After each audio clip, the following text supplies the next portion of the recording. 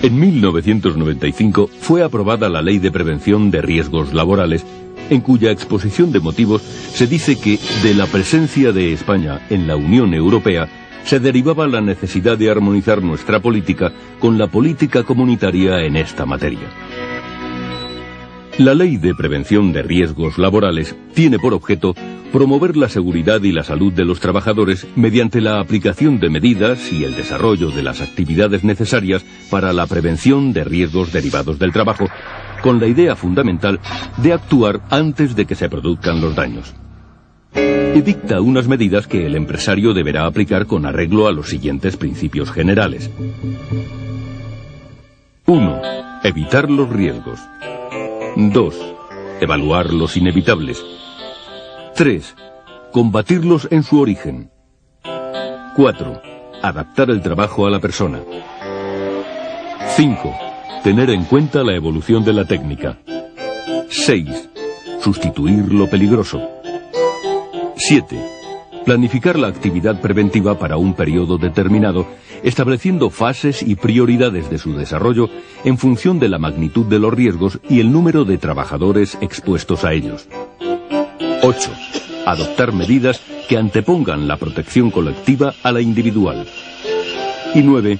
Dar las debidas instrucciones a los trabajadores.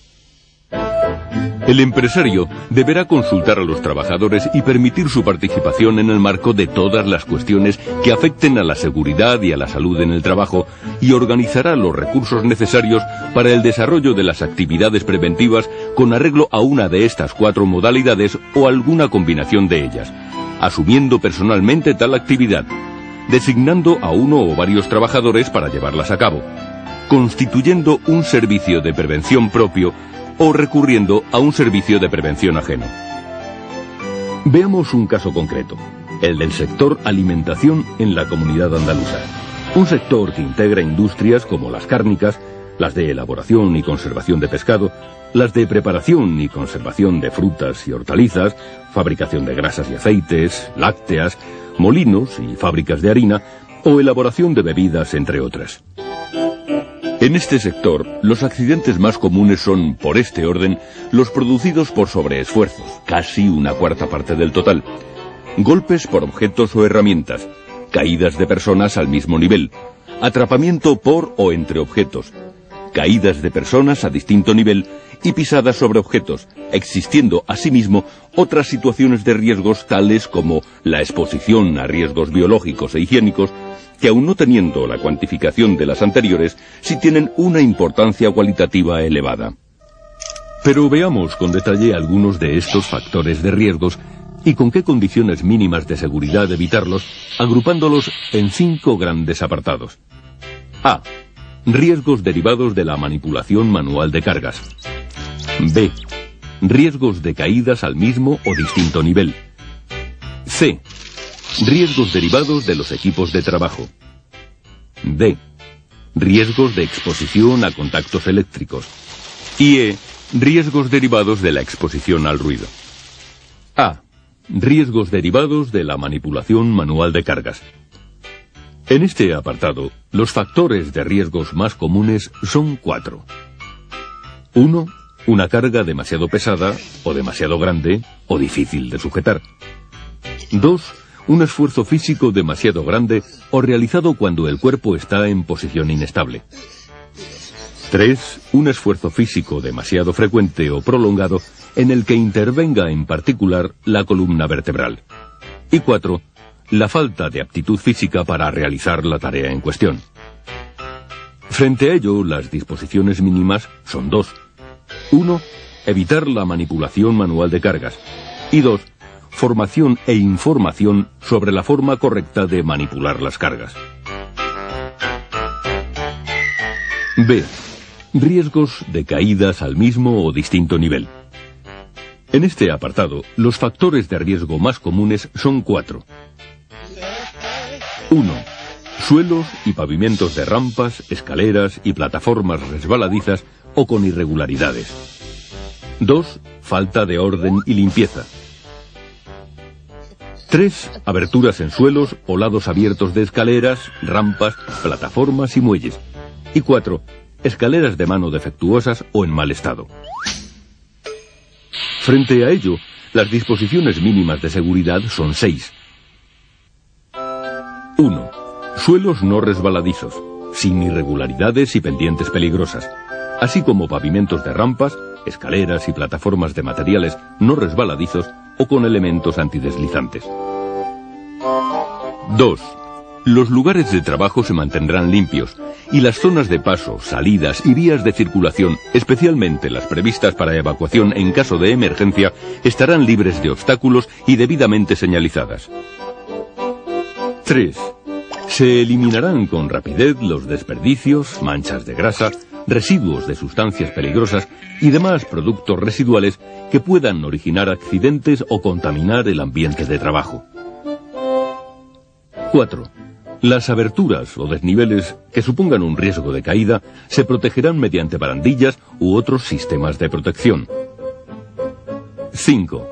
Las escaleras de mano tendrán la resistencia y los elementos de apoyo y sujeción necesarios. Las escaleras de tijera dispondrán de los elementos de seguridad que impidan su apertura y se revisarán periódicamente. Y el ascenso y descenso por las escaleras se hará siempre de frente a las mismas. Y 6. En las zonas con riesgos especiales de caídas o choques habrá un buen nivel de iluminación. C. Riesgos derivados de los equipos de trabajo. En este apartado, los factores de riesgos más comunes son 3. 1. Golpes, cortes y atrapamientos con los elementos móviles de los equipos. 2. Proyección de elementos de los equipos. Y 3. Proyección del material que se trabaja. Frente a ello, las disposiciones mínimas de seguridad son 7. 1. Solo se utilizarán los equipos provistos del marcado CE y acompañados de la declaración CE de conformidad. 2. Su puesta en marcha solo se podrá efectuar mediante una acción voluntaria sobre el órgano de accionamiento. 3. Todo equipo deberá estar provisto de un órgano de accionamiento de emergencia que permita su parada total. 4. Los equipos con riesgo de proyección estarán provistos de resguardos adecuados. 5. Los elementos móviles de un equipo que entrañen riesgos de accidentes por contacto mecánico deberán ir equipados con resguardos o dispositivos que impidan el acceso a la zona peligrosa. 6. Las operaciones de mantenimiento, ajuste, desbloqueo, revisión o reparación de los equipos se realizarán tras haber parado y desconectado el equipo y haber tomado las medidas necesarias para evitar su puesta en marcha o conexión accidental. Y 7. Las herramientas manuales deberán ser de características y tamaños adecuados a la operación a realizar. D. Riesgos de exposición a contactos eléctricos. En este apartado, los factores de riesgos más comunes son 2. 1. Contactos directos. Y 2. Contactos indirectos.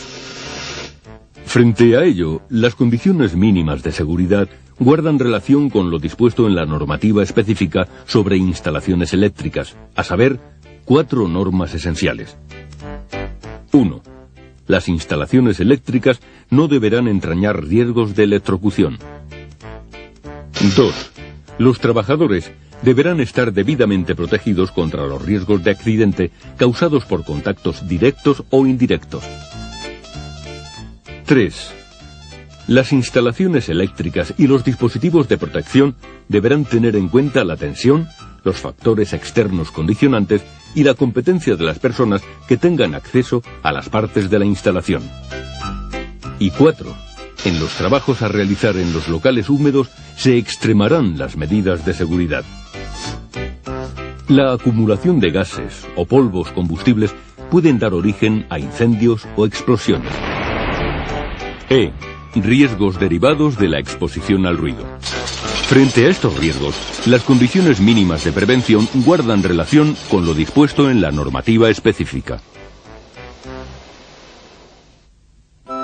Con estos ejemplos, les hemos querido mostrar que estamos hablando de una ley que persigue, ante todo, crear una auténtica cultura preventiva y que, por tanto, involucra a toda la sociedad en su conjunto. La Ley de Prevención de Riesgos Laborales tiene por